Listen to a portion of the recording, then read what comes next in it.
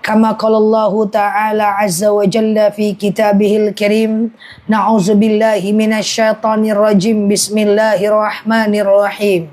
Ya ayyatuhan nafsul mutmainnah, irji'i ila rabbiki radiyatan mardiyah, fadkhuli fi ibadi wadkhuli jannati al-ayah. Wa kama qala Nabiyuna Muhammad ibn Abdillah, man salaka tariqan yaltamisu fihi ilman sahalallahu bihi tariqan ilal jannah. Al hadis, sadaqallahul azim.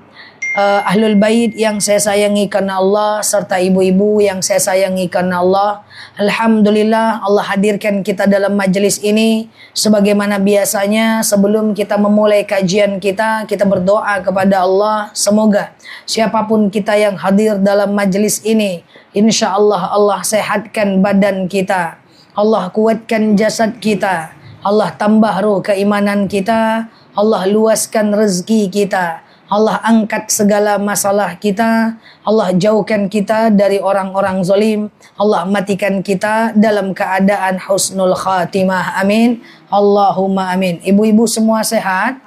Alhamdulillah. Selanjutnya, innallaha wa malaikatahu yusalluna 'alan nabi, ya ayyuhalladzina amanu sallu 'alaihi wa sallimu taslima. Salawat salam kita hadiahkan kepada baginda Nabi. Allahumma salli ala Muhammad wa ala ali Muhammad. Ibu-ibu yang saya sayangi karena Allah, di Senin pertama ini, maka insya Allah kita akan membahas dan melanjutkan daripada kajian kita pada pertemuan sebelumnya tentang apa saja amal yang dapat membinasakan kita. Kemarin kita cuma bahas sihir, kemudian syirik, kemudian riba, lupa, pokoknya gitulah ya, nanti kita ulang. Tapi sebelumnya ibu-ibu yang saya sayangi karena Allah, karena sebenarnya ada 7 amal yang bisa membinasakan kita. Tetapi sebelumnya saya mau sampaikan dulu, mau update dulu, mau ingatkan lagi tentang sekarang posisi kita berada di hari Senin. Maka insya Allah di hari Rabu nanti atau besok lusa kita berpuasa tarwiyah. Di besok lusanya lagi di hari Kamis kita berpuasa Arafah. Bahwa dalam hadis riwayat Muslim dijelaskan, siapa yang berpuasa tarwiyah dan Arafah maka diampunkan dosanya setahun yang lalu dan setahun yang akan datang. Dalam hadis riwayat Ibnu Abbas juga dijelaskan, siapa yang berpuasa tarwiyah bagaikan puasa sunnah 1 tahun, dan siapa yang berpuasa Arafah bagaikan puasa sunnah 2 tahun. Dan kemudian yang kedua, saya ingatkan kembali buat siapapun yang memaksimalkan puasa Arafah dalam majelis ini, jangan lupa untuk di hari Arafah perbanyak berdoa. Karena itu di hari Kamis, mungkin sebagian udah berlibur, dalam hadis sahih dijelaskan bahwa perbanyak berzikir dan berdoa di hari Arafah.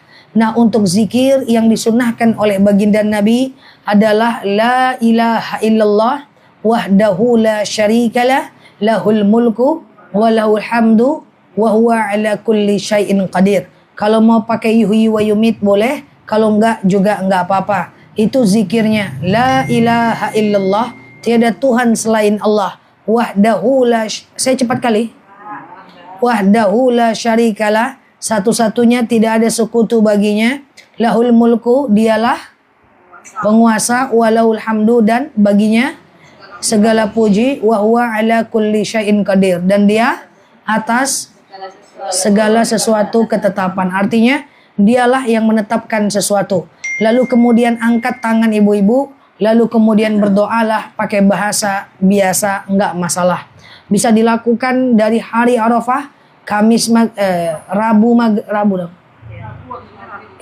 Rabu habis maghrib sampai Kamis sebelum maghrib.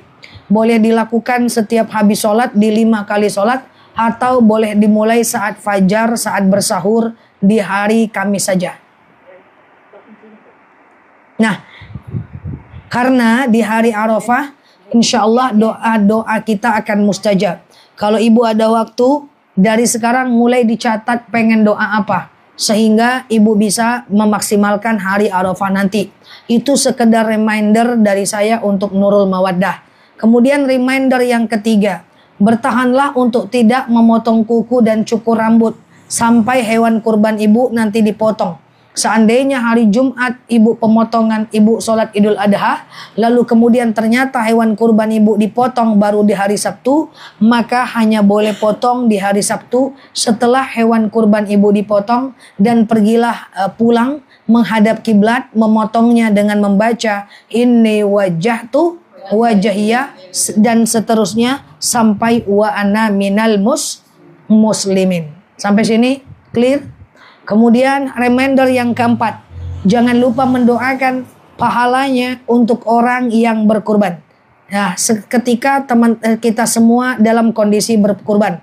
Kalau sebelumnya kurban kita itu tidak ada ilmu, tahun ini usahakan ada ilmu. Saat hewan kurban itu dipotong, nanti ibu perbanyak sholawat, kita perbanyak bertakbir dan membaca doa berkurban. Masih ingat doanya?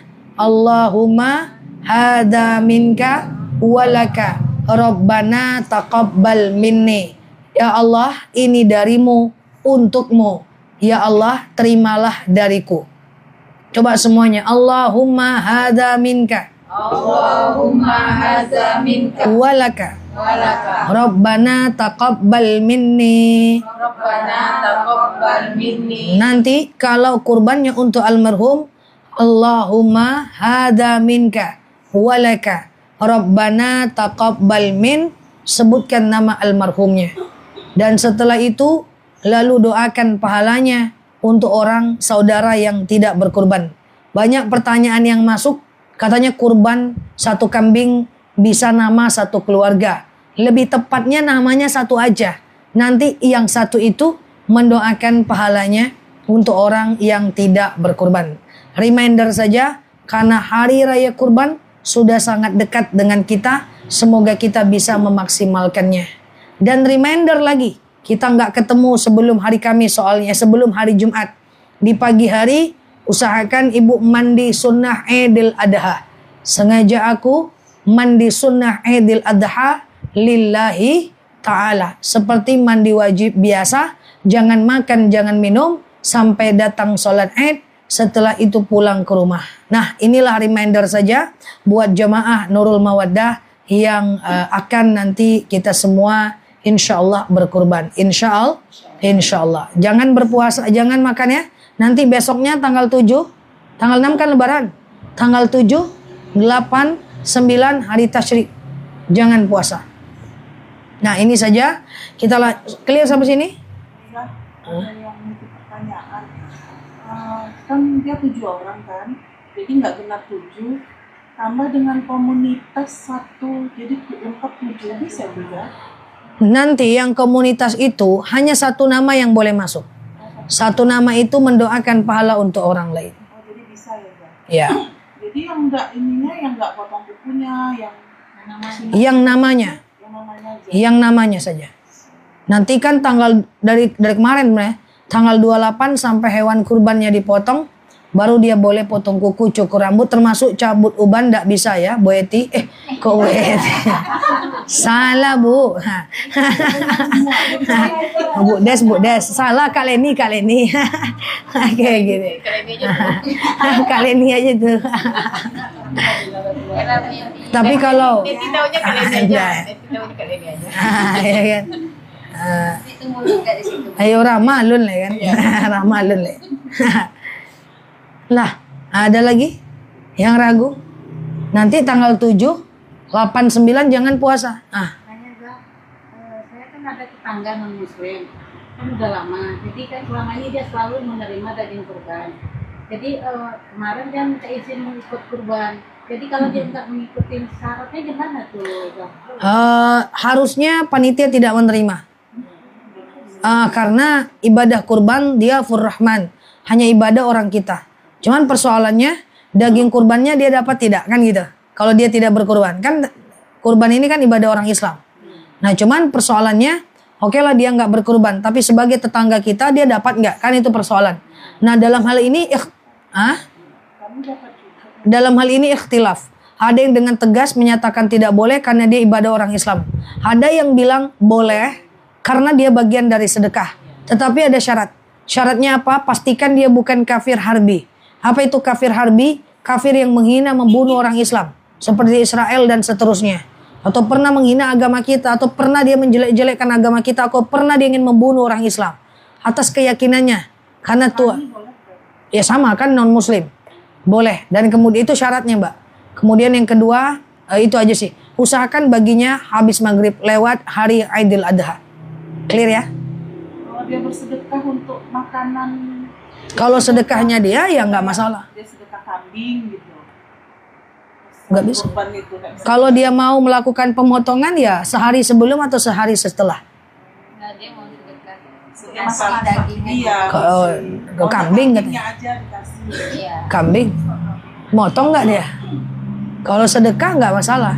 Kalau dia sedekah ya sama dengan dia sedekah ke kita di hari biasa. Atau sedekah untuk makan. Oh itu nggak apa-apa. Oh itu nggak masalah. Iya. Sama dengan non muslim membangun masjid. Nah di sini juga ikhtilaf. Ada yang menyatakan tidak boleh sama sekali. Ada yang mengatakan boleh.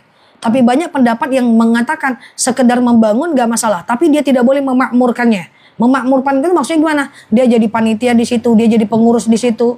Dia menjadi donatur listrik di situ. Dia menjadi sebagai orang yang masuk ke dalam kepengurusan masjid. Itu nggak bisa. Hanya sekadar membangun tanpa memakmurkannya. Seperti itulah.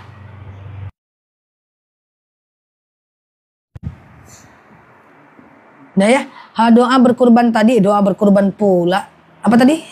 La ilaha illallah wahdahu la syarikalah tadi. Tidak ada aturan dibaca seberapa banyak di hari Arafah. Tapi paling intinya adalah kita berdoa saja.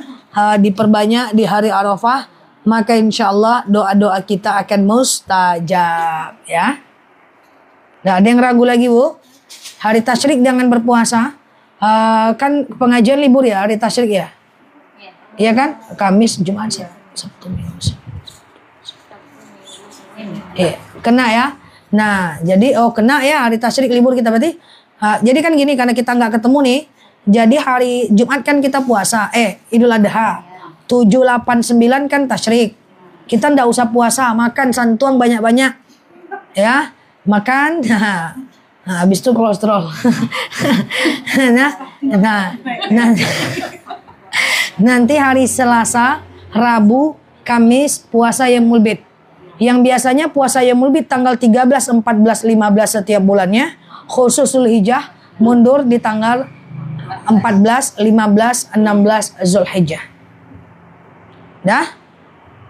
Kalau jam sabaleha, reminder aja barulah jam sabaleha. Oke, ada yang ragu lagi? Dah yuk kita lanjutkan kajian kita. Di pertemuan lalu belum selesai saya. Yaitu ada beberapa amal yang membinasakan kita. Coba diingat yang pertama apa amalnya? Yaitu syirik. Innallaha yaghfirudz dzunub wa yaghfiru ma duna dzalika illa syirik. Bahwa Allah itu akan mengampunkan semua dosa kecuali dosa syirik. Syirik itu udah kita bahas kemarin. Banyak banget percaya kepada mitos, percaya kepada obat-obatan selain air tumbuhan dan teknologi. Kemudian selanjutnya percaya kepada berterima kasih kepada manusia berlebihan gitu ya. Kemudian menyayangi manusia lebih daripada menyayangi Allah. Kemudian tawakal kepada manusia melebihi tawakal kepada Allah. Kan begitu kan? Kemudian yang kedua adalah sihir. Makanya kita berlindung kepada Allah. Wa min syarrin nafasati fil uqad. Ya, kita berlindung kepada Allah dari wanita penyihir dalam ikatan bukhul. Nah, sihir ini baru sekali sih saya bahas. Kita ulang. Bukhul itu apa? Wa min syarrin nafasati bil uqad. Kita berlindung kepada Allah dari kejahatan wanita sihir dalam ikatan bukhul. Kan gitu kan? Bukhul itu adalah media sihir. Tidak akan terjadi sihir tanpa bukhul. Bukhul itu ada yang dakhilin dan ada al-kharijin. Ada yang dari luar, ada yang dari dalam. Contoh misalnya sihir yang datang dari luar. Contoh misalnya pakai darah. Makanya untuk membersihkan darah haidnya. Karena ketika ketemu sama orang yang hasad, yang dengki, yang benci, yang gak suka sama kita, maka dia bisa menjadikan darah sebagai bukhulnya. Kemudian kotoran, bisa dijadikan kotoran itu sebagai bukhul, ya, untuk kemudian entah dimasukkan ke makanan, entah kemana-mana gitu ya, sehingga kita kena. Kemudian yang dari luar, yang dari kharij, apa itu? Dari rambut. Makanya kalau potong rambut, usahakan kumpulkan dan bawa pulang. Yang paling penting bukan takut dengan sihirnya.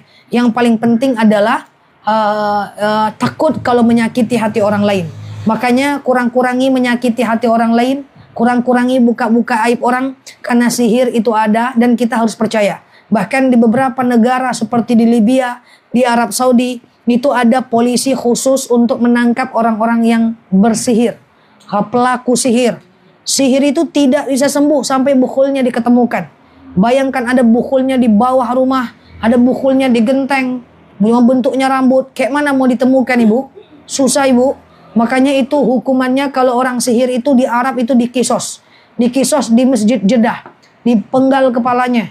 Karena itu dosa besar dan itu tindak pidana. Tapi sejauh ini di Indonesia kayaknya belum sih.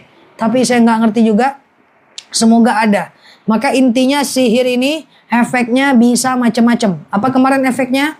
Entah kita memar, entah kita mendemam, entah suka mimpi buruk, entah kita tumbuhan tuh nggak ada yang hidup di rumah kita. Kaktus mati, semua mati, ya, kemudian kita dihantui. Kita harus percaya dengan sihir. Karena ini pernah terjadi daripada Nabi Sulaiman dan daripada Nabi Muhammad. Ya, sihir itu ada. Makanya untuk menghindari sihir, kita usahanya itu defensif dulu. Yaitu dengan berusaha untuk tidak menyakiti hati siapapun. Kalau ada orang hasad yang iri, jangan pamer-pamer ke dia. Makin sakit hati dia, makin kita yang susah. Mentang-mentang ada orang hasad, kita malah lebih pamer lagi. Kita cukup menampakkan kelebihan kita kepada orang yang support dan menyukai kita saja. Karena hasad ini, Bu, bahkan datang dari orang yang kita tidak kenal. Hasad, walikulli ni'matin mahsud. Setiap ada nikmat, pasti akan ada orang yang memata-matai dan hasad dengan kita. Maka hati-hati, jangan semua macam kita mau nampakkan. Ya, apalagi kalau kita punya orang yang tidak suka dengan kita. Kalau bahasa online-nya haters. Nah, ya kan? Nah, jadi hati-hati, kita yang kena nanti. Ya, jadi nggak boleh. Kalau berteman, hati-hati. Kalau makan, minum, hati-hati. Kalau tak perlu orang tahu banyak rumah kita, tidak perlu. Kalau ada orang, kalau kayaknya teman-teman kita baik-baik, ya tahulah. Kayak gitu. Ya, clear sampai sini ya. Kita berlindung daripada sihir.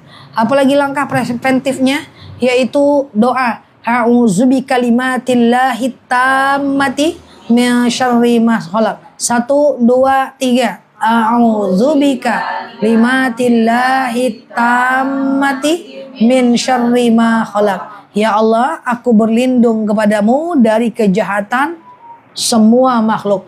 Termasuk terlindung dari setan, jin jahat, ya, orang hipnotis, para penipu, buaya darat, sihir, dan lainnya. Clear ya? Ya, biar aja lah, kan buaya darat ada. Biar aja lah, kan buaya darat kan. Buaya darat tuh kan yang tak baik kan, yang kayak gitu tuh kan. Nah, masa Bu Des tak tahu ya kan? Rama tahu dia. Ayo buaya darat. Iya kan? Iya kan? Nah, kayak gitulah. Kan termasuk tuh orang yang berkhianat, orang hipnotis. Kita terlindung dari itu insyaallah. Ya, binatang baru bisa. Cus. Nah, ini kita terlindung insyaallah. Masuk hutan, keluar hutan, jalan-jalan, baca itu. Ya, Ibu suka jalan-jalan kemana lah Ibu bilang tuh, Lukaso, Lawang, apa namanya? Masuk hutan tuh baca itu. Jangan setiap pintu hutan berfoto-foto aja. Apa? Puncak Lawang. Ada lagi yang di atas tuh namanya mana tuh? Kakak saya pengen kali ke situ minta kawan kan, sejauh-jauhnya lah minta kawanan. Ada lagi di daerah atas yang pulau-pulau apa? Nah, Mande. Mande ya, Puncak Mande. Nah, itulah. Antarkan dek kemana? Puncak Mande, jauh lagi kak. Nggak lah ada pesawat ke situ ya, bagi Kiko ya. Nah itu ya, jadi masuk ke situ tuh. Iya jauh lagi, ya habis waktu seharian. Ya, jadi yang kayak gitu tuh kita berdoa. Apa doanya? A'udzubika limatillahi tammati min syarri ma khalaq. Masuk hutan, berjalan-jalan, jangan setiap pohon nasi berfoto aja, doa. Setiap pohon asik, mau pohon tuh kering, mau pohon tuh basah, mau dia rindang, mau cuma ranting, befoto aja terus ya. Bukan ibu-ibu tuh jauh sana tuh. Batak lo kecamatan dia teh. Sekali lupa kacamata yang biasa di siku yang hitam di ate. Oke, auzubi kalimatillah hitam mati min syarri ma khalaq. Ya Allah, aku berlindung kepadamu dari kejahatan semua makhluk. Masuk rumah kosong juga bahasa itu, ya. Atau 3 kalilah setiap habis sholat.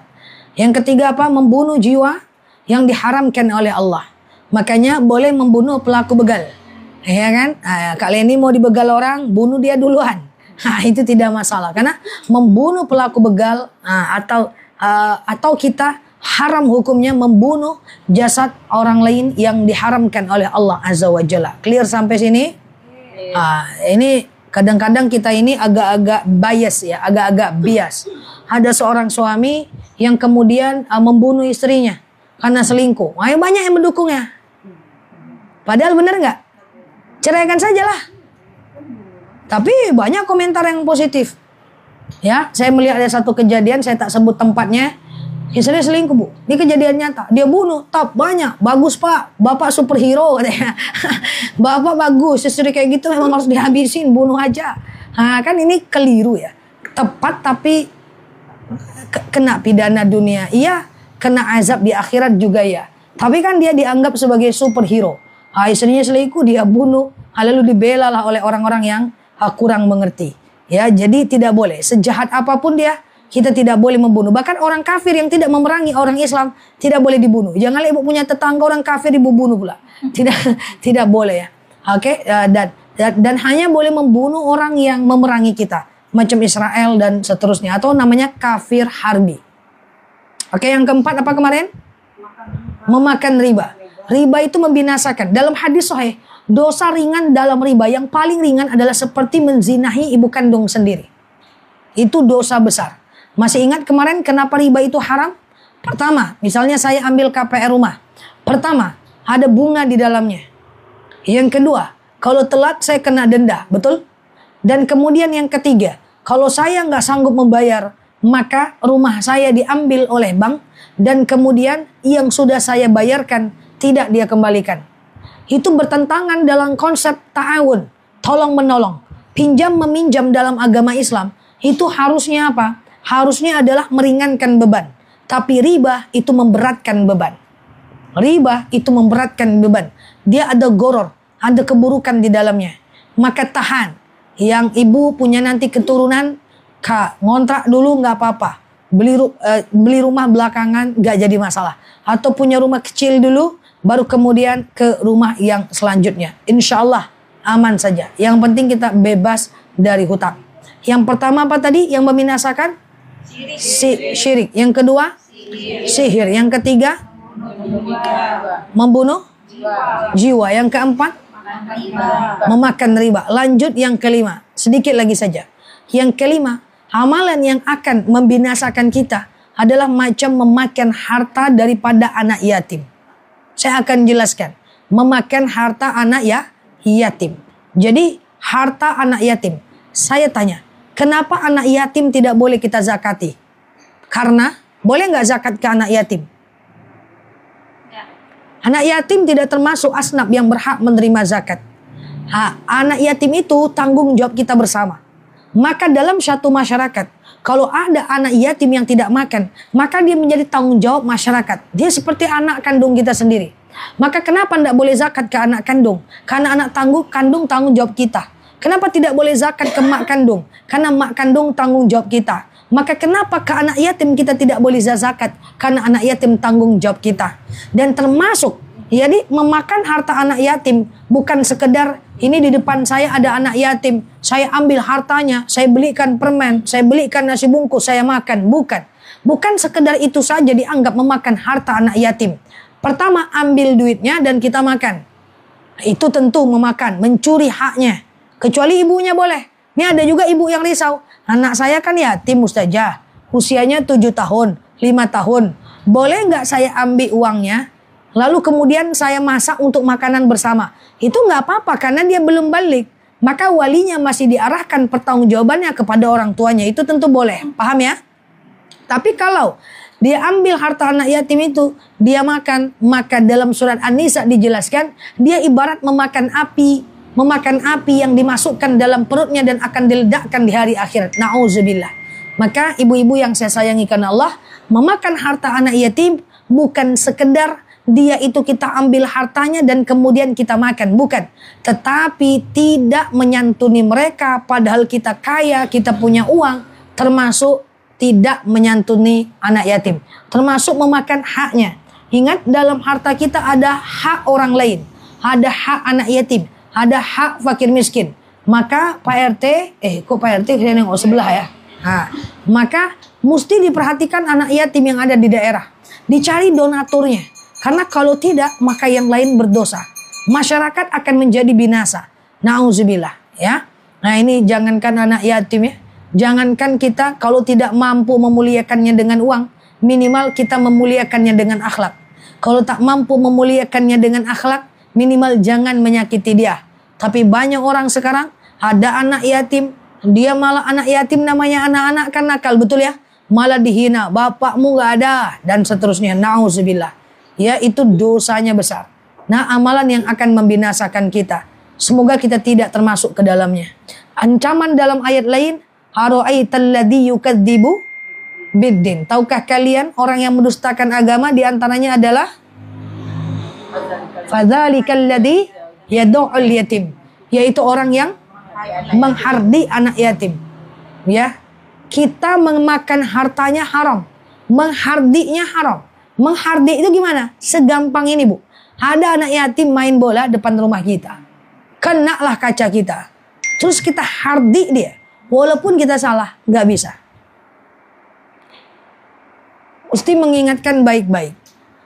Jangan juga dibilang, anak yatim kamu. Jangan. Ibu juga hati-hati, na'udzubillah. Kalau macam ibu suami udah meninggal, jangan terlalu sering bilang sama anaknya, kita nih, kamu nih anak yatim. Jangan nakal-nakal lagi. Kamu bapak tak punya. Jangan nakal-nakal lagi. Tak boleh. Karena anak yatim sama kata kita. Anak yatim tuh punya banyak bapak. Siapa bapaknya? Adalah lingkungan yang ada di sekitarnya. Makanya Rasulullah itu sangat menyukai orang-orang yang memuliakan anak yatim. Apa kata Rasulullah? Ana wa kafilul yatim kal hatain. Saya dengan orang yang memuliakan anak yatim kal hatain. Nanti di surga akan ditempatkan kal hatain. Misalnya saya memuliakan anak yatim, saya di sini, amin ya, dan Rasulullah ada di sebelah kita. Karena kita memuliakan mereka. Tidak dapat bantu dengan uang, bantu dengan akhlak yang baik. Tidak dapat bantu dengan akhlak yang baik, maka minimal jangan menyakitinya. Dengan orang tua juga gitu, ibu-ibu. Tak mampu bantu dengan uang, bantu dengan menjaganya.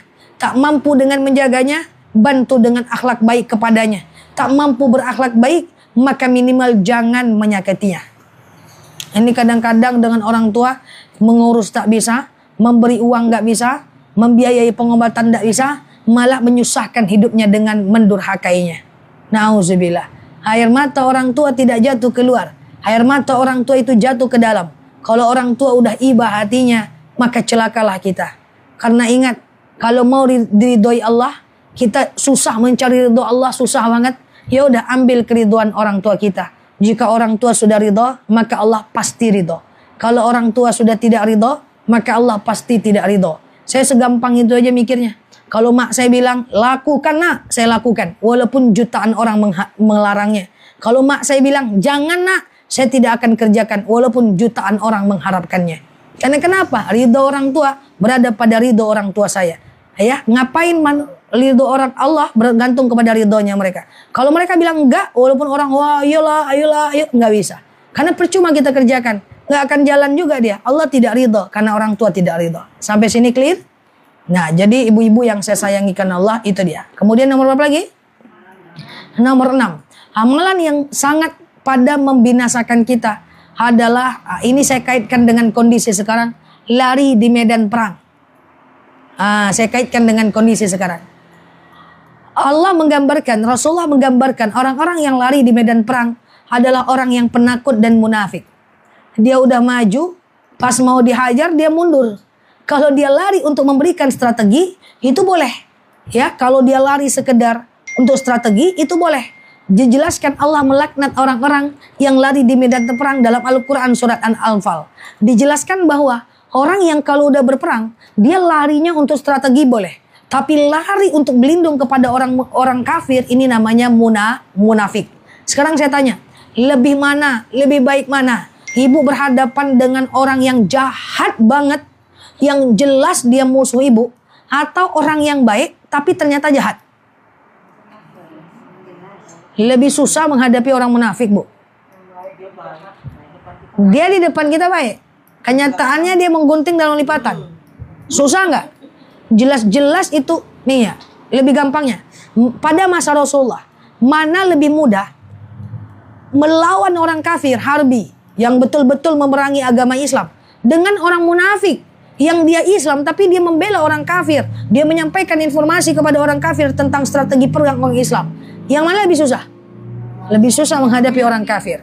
Jadi saya mau bilang, lebih mudah melawan orang-orang yang tidak suka sama kita, jelas dia nggak suka, daripada orang yang ada di dekat kita tapi dia berkhianat kepada kita. Karena orang yang tidak suka sama kita bisa melawannya, mengantisipasinya, karena udah tahu kalau dia nggak suka. Tapi bagaimana kalau di sekitar kita ada orang-orang yang baik di depan kita, tapi akhirnya dia munafik di belakang kita, na'udzubillah. Nah maka saya sampaikan, orang yang di medan perang, lalu kemudian dia berbalik ke belakang, mendapatkan pelindungan dari orang kafir, dia adalah amal yang sangat dibinasakan. Orang munafik. Apa ciri orang munafik? Idza hadasa kadzaba. Kalau dia ngomong dia bohong. Idza wa'ada akhlafa. Kalau dia berjanji dia mungkir. Idza tumina khana. Kalau dipercaya dia berkhianat. Betul ya? Maka hati-hati percaya sama orang. Hati-hati. Yang menghancurkan kita kebanyakan bukan orang-orang jauh, tapi kebanyakan orang di dekat kita. Kenapa? Orang yang dekat kita semua tahu informasi dengan kita. Kalau dia tidak amanah, hancur kita. Oke? Kok angguknya kuat kali? Pernah dihianati? Pengalaman. Teman ya? Masa lalu ya? Udah dekat sama kita, kita sampaikan semua, unek-unek kita sampaikan semua. Ujung-ujungnya kok sampai cerita itu ke orang? Kayaknya dia baik. Nah ini orang lebih parah dibanding orang yang jelas-jelas gak suka dengan kita. Clear sampai sini Bu? Clear ya? Nah, jadi kolak pisang tanpa pula ubi lagi ya. Makanya saya sering bilang Rasulullah itu punya teman sedikit saja, punya sahabat sedikit saja, dan itu udah benar-benar dipercaya sebagai Abu Bakarnya. Karena dalam hidup kita ini akan ada 4 orang yang tidak mungkin tidak ada 4 orang ini Bu. Coba Ibu cek sendiri aja. Pertama, orang yang percaya sama kita, apapun yang terjadi dia selalu di depan. Contoh, ketika Rasulullah melakukan perjalanan Isra dan Mi'raj, tidak masuk akal. Kok bisa 1 detik dari Mekah sampai ke langit? Mekah Palestina aja 1200 kilo Bu. Dari Pekanbaru Jakarta Bu. Itu Isra, Mi'raj ke langit ke-7. Itu kan gak ada yang percaya. Siapa yang percaya? Abu Bakar. Kenapa Abu Bakar percaya? Pokoknya kata Rasulullah aku percaya udah. Aku selalu di depan. Kalau Rasulullah sami'tu wa ata'tu. Saya bela, saya percaya. Abu Bakar, akan ada orang-orang yang menjadi Abu Bakar kita. Dan di kepala Ibu sekarang sudah ada orangnya. Kalau nggak ada, cari. Yang kedua, akan ada orang seperti yang pertama tadi apa? Yang ada orang yang selalu membela kita walaupun kita tidak masuk akal. Dia selalu membela di depan kita. Yang kedua, akan ada orang-orang yang dia tidak di depan, tapi dia dukung kita dari belakang. Dia support dari belakang. Mukanya tak tampak, orang tak kenal sama dia. Tapi dia adalah support sistem kita. Itu bahasa kampung saya. Udahlah kamu tenang, kamu sabar, kamu gini. Tapi dia di belakang aja Mak. Nah, siapa dia? Abu Thalib. Betul? Abu Thalib itu kafir. Tidak ada yang bilang Abu Thalib itu muslim. Tapi dia membela Rasulullah ketika Rasulullah itu kesulitan. Support system di belakang, gak pengen kelihatan dia. Tapi dia menjadi pengaruh kunci pada kemajuan Rasulullah. Yang ketiga, ada orang yang saat kita di bawah Bu. Saat kita di bawah, dia menghina-hina kita Bu. Pas kita di atas, dia bilang apa? Oh, tuh kawan ambo tuh kata dia. Pas kita di atas, oh itu CS ku dulu tuh. Pas kita di atas, oh itu anakku tuh. Pas kita di atas, oh itu best friendku itu. Pas kita di bawah dia nggak kemana-mana, nggak ada dia. Malah dia nggak mendukung, nggak support, menghina kita. Pas kita di atas, wow, tuh anak-anak yang dibully saat sekolah bilang sama anak ibu, tetap belajar. Sekolah bukan untuk cari teman, belajar terus. Nanti kalau udah sukses, kawan tuh akan bilang, tuh kawan aku dulu tuh. Padahal dia ngebully tadinya, gitu ya. Nah jadi makanya saya sering bilang sama ponakan saya, pesantren, sekolah, tempat kerja bukan tempat cari teman, tapi tempat kita fokus melaksanakan tanggung jawab. Sekolah itu belajar, bukan cari geng dan cari teman. Kalau ada yang membuli, fokus aja belajar, nggak apa-apa. Suatu ketika mereka akan bilang, tuh temanku dulu. Padahal dulu mereka yang membuli kita. Betul sampai sini? Nah siapa dia? Dia adalah Abu Sofyan. Belakangan baru mengakui Rasulullah. Waktu Rasulullah udah besar. Akan ada orang seperti ini. Dan jangan khawatir. Akan ada orang yang nomor 4. Apa orang nomor 4? Semakin kita naik, semakin dia injak kita. Semakin kita naik, semakin dia hina kita. Pokoknya semakin kita hebat, semakin dia jungkil balik sama kita. Semakin kita mantap, semakin dia akan membenci kita. Nah inilah Abu Lahab. Ya makanya tabat syada Abi Lahabi wa tab. Nauzubillah. Jadi akan ada bu. Jadi janganlah ibu bilang orang membenci ibu, oh ya Abu Lahab kamu. Bukan ya. Ini hanya analogi saja.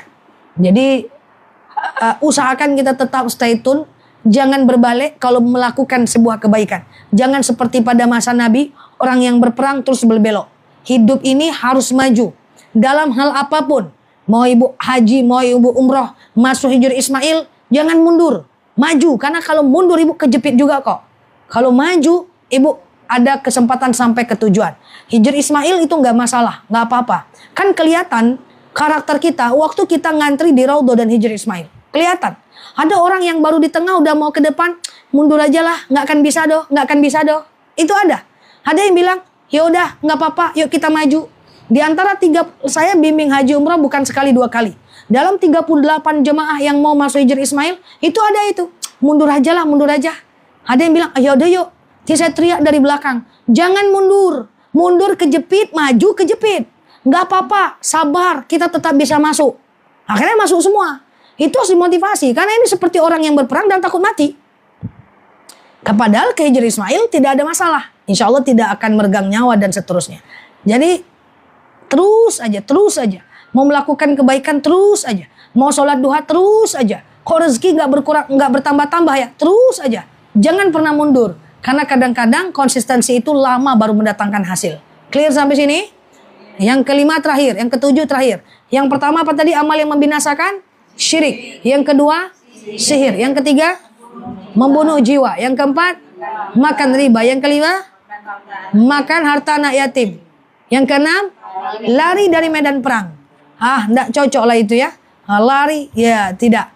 Kemudian selanjutnya, lari dari medan perang ini, ya Allah ya. Ini banyak sekali saya belajar dalam kehidupan saya sehari-hari waktu kami dakwah ke pelosok-pelosok. Bayangkan kami ke pelosok, kami tidak sebut nama daerahnya. Satu dai, satu provinsi, 33 orang. Diundang ke sana, ditugaskan pemerintah dakwah ke sana. 33 orang. Laki-laki perempuan totalnya 66 orang Bu Eti. 5 hari tinggal 5 balik orang lah Ibu. Pulang semua. Ada yang bilang bapakku sakit, aku pulang. Ada yang bilang atukku sakit, aku pulang. Takut mereka berdakwah ke tempat-tempat terpencil itu. Padahal Allah mengatakan dakwah itu sampai nyawa tantangannya. Ujungnya sampai hari ke-30, 5 manusia lagi. Pada masa itu dan saya satu-satunya perempuan. Perempuan lain udah balik semua. Tak tahan. Itu cuma dakwah di Republik Indonesia yang situasinya sangat aman. Ya kan? Maka mentality perlu dibangun. Supaya kita lebih baik ke depannya. Terakhir yang ketujuh.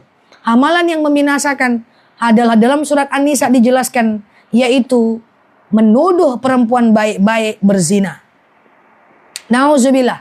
Saya tidak tahu siapapun online, offline yang mendengarkan saya kali ini, saya ingatkan. Kalau ada bertengkar suami istri, jangan sampai saling menuduh. Ya, ala kamu selingkuh. Masa kayak gitu? Belum tentu dibilangnya istrinya selingkuh, itu dosanya gede banget. Ya, istrinya tidak melakukan, lalu kemudian dia bilang, kamu selingkuh, kamu berzina. Seandainya tidak terjadi, maka itu adalah fitnah besar. Maka dalam An-Nisa dijelaskan, ketika ada laki-laki yang menuduh perempuan atau ada seorang perempuan menuduh perempuan baik-baik melakukan zina tanpa bisa menghadirkan 4 saksi, maka dosa besar atasnya. Nauzubillah. Jadi suuzon aja nggak boleh, apalagi memfitnah. Ya kan? Nah, dia orang baik-baik, kita tuduh dia bahwa dia itu berzina. Kita tidak mampu mendatangkan 4 saksi, maka itu menyebabkan kita dosa besar. Islam itu indah. Tidak ada Islam ini bisa menghancurkan seseorang. Contoh, menghina orang non-muslim tidak boleh kalau seandainya dia tidak memerangi Islam. Menyatakan orang muslim kafir, kita baru ngaji setahun 2 tahun, kita kafir-kafirkan orang, lebih dihinakan oleh Allah dibanding runtuhnya Ka'bah. Indah kan Islam itu? Sangat menjaga persaudaraan. Kita baru mengaji, kita bilang ini kafir, ini kafir. Lebih baik runtuh Ka'bah daripada sesama Islam saling mengkafirkan. Kemudian yang ketiga, kalau ada wanita baik-baik, kita tuduh dia berzina, maka tanpa menghadirkan 4 saksi, maka dosanya besar. Itu luar biasa agama Islam itu. Maka kalau bertengkar suami istri, kalau mau cerai itu cerai aja. Jangan saling membuka aib. Ketika aib dibuka, iya kalau dia terima. Kalau dia nggak terima, masuk poin kedua, terjadi sihir. Makanya na'udzubillah, banyak teman-teman saya yang berpisah curhat. Ustazah, setelah aku break dengan suami, cerai, pisah, suamiku jelek-jelekan aku jelek-jelekan dia. Lama-kelamaan aku lebam, lama-kelamaan bisnisku hancur, lama-kelamaan kok aku mimpi, kok keluarga demam. Setelah macam kita pergi ke tempat ruqyah, kena sihir. Karena saling membalas buka-buka aib. Na'udzubillah. Kalau pisah, pisah aja. Hindari buka-buka aib siapapun tidak boleh. Semoga Allah mudahkan kita semua. Amin. Allahumma amin. Itulah cuap-cuap saya panjang kali dari tadi. Ibu cuma anggu-anggu aja, nampaknya nggak adil hidup ini. Oke, demikian. Wallahu a'lam bishawab. Assalamualaikum warahmatullahi wabarakatuh. Ya, ibu tanya satu. Apa tuh, Mak? Apa? Ibu terasa-rasa banyak pada ke suami, tapi minta maaf dan salahnya meninggal. Alah meninggal suami itu. Yo, jadi terasa-rasa masuk dulu, awak tuh terasa-rasa kan tuh egois. Oh, mantap lo bahasa mak ya egois. Egois rasanya. Nah, jadi tahu dia setiap hari kok. Iya. Caranya meminta maaf dan ampun dosa. Oh, iya. Ustazah, amakku punya suami, tapi dulu. Kini enggak punya ledo. Karena suami itulah meninggal.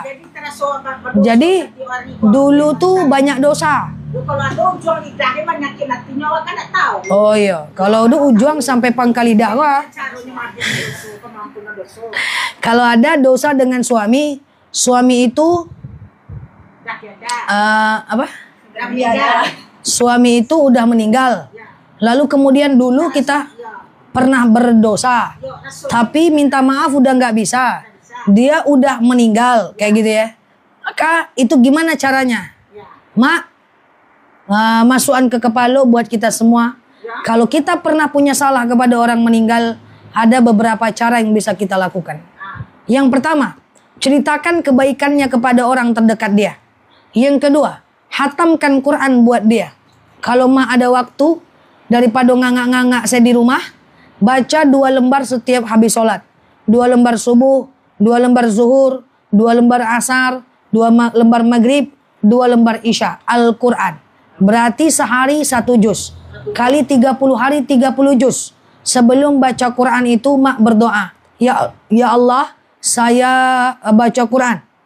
Dengan baca Quran ini, lapanglah kuburannya, ringanlah siksanya, berhenti malaikat menyiksanya. Atau yang elok-elok lah, pakai bahasa mak aja mak. Sudah semayang, Allah kan Allah tuh mak. Yang ketiga, bisa kirimkan sholawat buat dia mak. Yang keempat, bisa kita itu baca Al-Fatihah buat dia, udah pasti. Yang kelima, kita bisa bersedekah. Setiap kita bersedekah, doakan untuk dia. Ya Allah, saya sedekah. Dengan sedekah ini, lapanglah kuburan suami saya. Berhenti malaikat menyiksanya. Itu bisa mak. Nanti hari Arafah, doa mustajab mak. Ini kan hari Senin. Hari Kamis, hari Arafah. Kalau mak cukup kuat, mak berpuasa Arafah. Nah, siang-siangnya mak doakan suami supaya dimudahkan kuburannya, dilapangkan siksanya. Nggak usah khawatir. Kalau kita sudah mendoakan yang terbaik untuk orang meninggal, semoga itu bisa menjadi ganjaran dosa kita diampunkan oleh Allah. Kan setiap kita berdosa kepadanya, harusnya waktu dia hidup kita ganti dengan kebaikan. Sekarang dia udah meninggal, kita ganti lagi dengan kebaikan yang lebih. Oke, Pak. Rasul kadang sudah semuanya zuhur subuh rasul dua tumudo tarasul banyak namanya kita kan. Iya. Dia ibu mencari gitu. Iya. Jadi awak yang terpegang duit. Awak yang terpegang duit. Nggak emak aja mak, kok iya aja mak. Ayo terpegang duit kok merasul mak. Gak mama pola rasanya gua kan. Dan lah ya. Ya kan makan tentu gak kapot. Jadi kini tuh kita nampak betul-betul kurang. Iya, nggak apa-apa mak. Lebih baik kita Kalau dia kira nanti kena sesuatu itu bertanya terus. Iya, nggak apa-apa. Yang penting mak udah banyak istighfar dan melakukan yang tadi mak. Nah insya Allah Allah maha pengampun. Innallaha yaghfiru dzunuba jami'a. Allah itu mengampunkan semua dosa insya Allah. Oke. Assalamualaikum. Apa? Bisa. Setelah kita meninggal kan Zah terputus semua amalan. Kecuali 3 perkara, doa yang soleh, yang Quran dan sedekah jariah. Jadi bagaimana jika kami dan keluarga kami kan ada kakak saya berdua nggak punya anak, ipar saya ada juga nggak punya anak, berarti kan amalan itu kan satu dia berkurang. Jadi anak yang soleh itu anak kandung atau gimana Zah? Anak yang soleh bisa anak kandung, anak orang yang kita angkat, atau anak yatim yang kita santuni tumbuh jadi anak soleh. Doakan untuk kita nggak putus amalnya. Iya. Ya anak asuh, atau kalaupun kita tidak punya anak asuh tapi kita macam punya anak yatim yang kita besarkan, atau walaupun nggak tinggal sama kita, terus anak itu kan berdoa dia supaya emak saya begini, yang merawat saya begini, insya Allah dapat. Kalau nggak punya sama sekali, perbanyak amal, banyak cara masuk surga. Halimatus Sa'diyah nggak punya siapa-siapa masuk surga juga, bisa masuk surga dengan ibadah, bisa masuk surga dengan harta yang kita sedekahkan, bisa masuk surga dengan ilmu yang kita sampaikan. Allah alam bisa. Cukup. Assalamualaikum. Apa? Oh jauh di belakang nah. Boleh. Banyak boleh ya. Ini ya pengalaman lah Pak. Saya punya sebenarnya saya udah belajar memaafkan, udah mengikuti semua lah. Cuma satu sih dah sampai sekarang tuh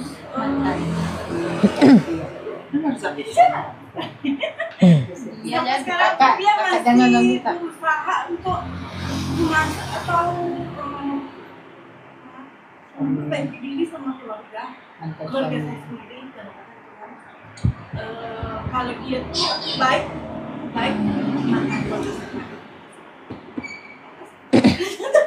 terus cerita sedikit aja saya dengan mata saya itu bisa mungkin banyak masukan atau banyak cerita nggak baik, tapi saya udah mengikutinya. Saya juga udah berusaha untuk nggak jumpa dengan istilahnya biar nggak kebuka buruk dia. Dia masih berusaha untuk Memburuk-burukkan Mbak. dengan mengajak anak saya tuh udah berusaha nih untuk jaga jarak sama anak biar anaknya nggak ke publik, biar anaknya nggak tahu sama orang, nggak istilahnya apa yang masalah keluarga saya nggak jauh sama anak saya, tapi masih juga sampai sekarang saya mau pisah sama dia pun dipersulit. Dipersulit apa pisahnya? Pisahnya dipersulit oleh siapa? Belum cerai? Oh, belum pisah. Tapi udah pisah. Secara agama dia udah talak. Terus? Oh, dia nggak mau pisah. Tapi udah talak. Berarti mau rujuk dia. Udah berapa tahun ditalak? Oh, udah hampir setahun ditalak. Kemudian setelah ditalak, ternyata dia pengen rujuk, gitu. Dia pengen rujuk sebenarnya sampai sekarang. Dia pengen rujuk sebenarnya, tapi mbaknya nggak mau. Dan kemudian dia berusaha membuka aib Mbak di hadapan orang banyak. Dan mempengaruhi anak agar membenci Mbak.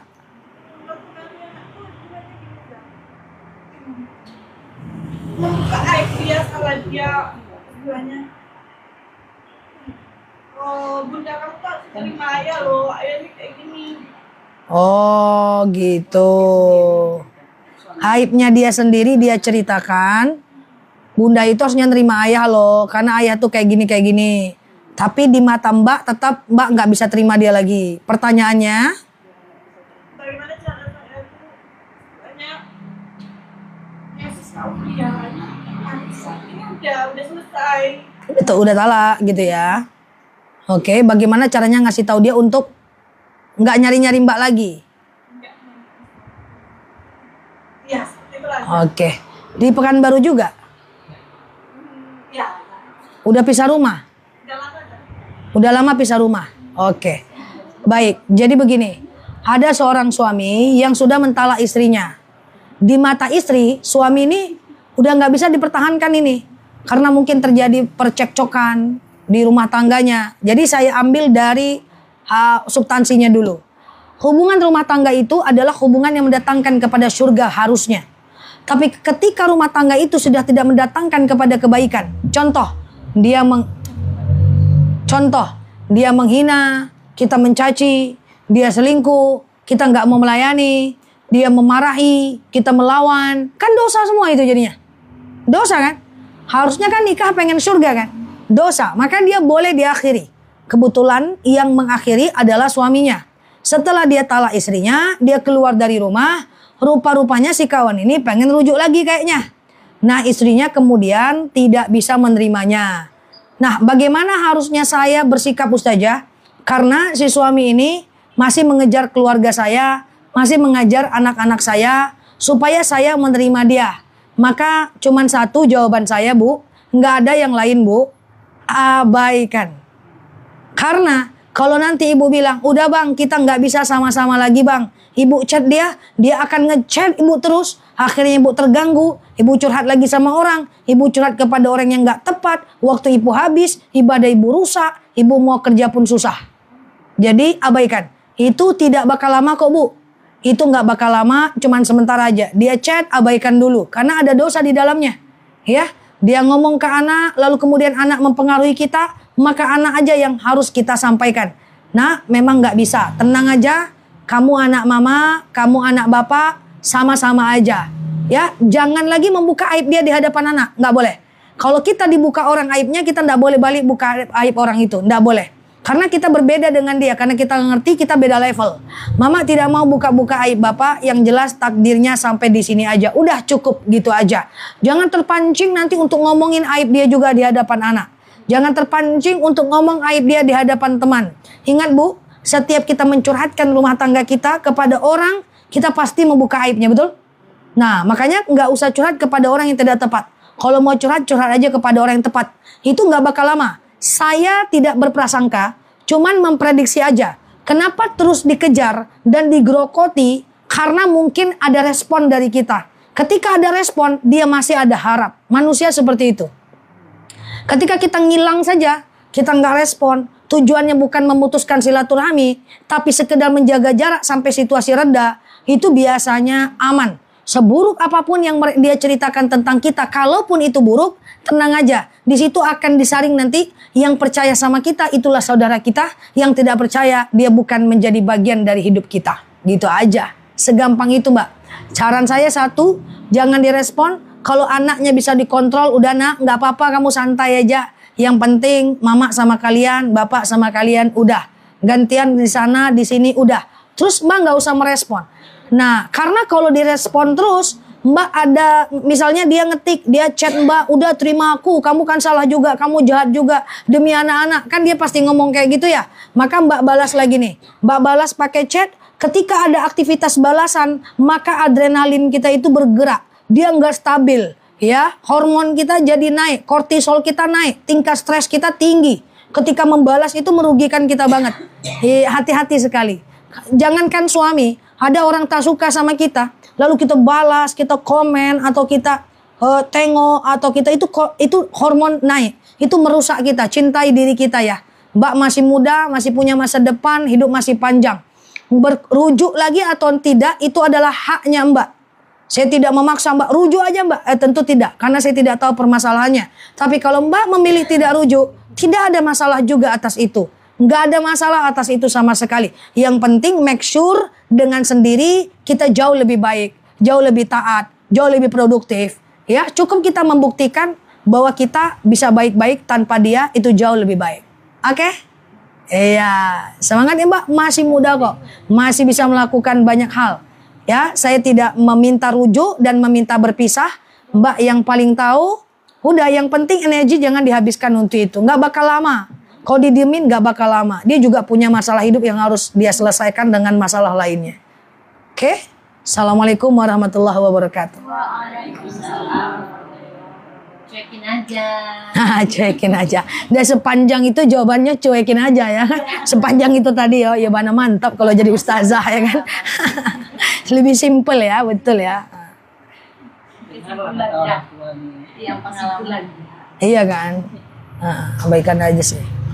Tapi betul ya, Bu Eti ya, makin direspon, makin gitu ya. Ya. Tuh, senior tuh. Senior yang lebih banyak pengalaman. Itu. Masya Allah. Suhu. 60 tahun. Rama jadi Juni ya? Hah? Nggak boleh sebut? Oh. Iya, jadi tahu. Iya, enggak judi olahraga kan di GOR. Tidak boleh doh.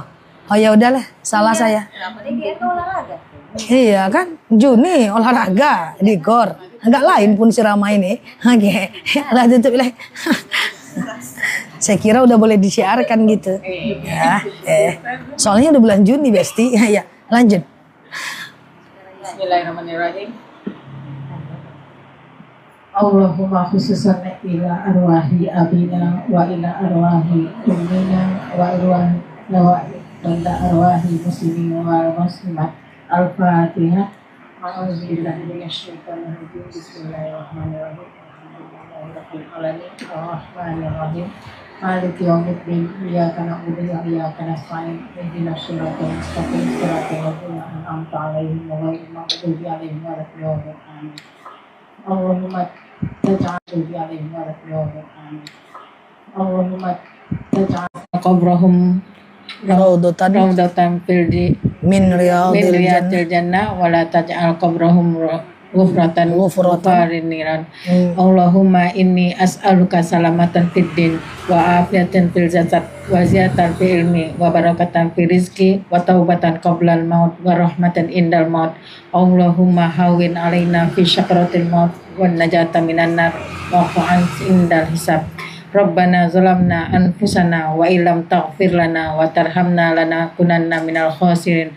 Rabbana hab lana min azwajina wa dzurriyyatina qurrata a'yun waj'alna min lil muttaqina imama.